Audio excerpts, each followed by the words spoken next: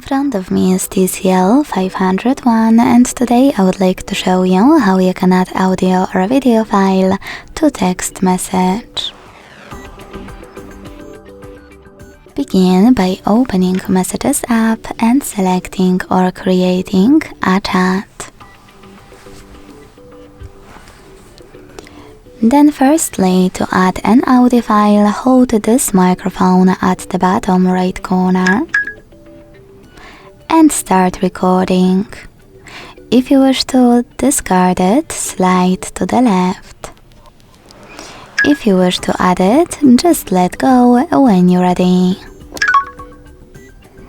To add a video file though, click on this little plus at the bottom left corner.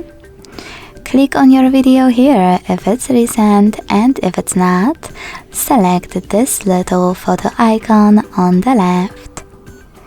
Now look for your video here and tap on it. To then select Add at the top right corner and attach it. If you can't still find it here, you need to select Folders and look for your video in Gallery app. When you find it, click on it to attach it and wait.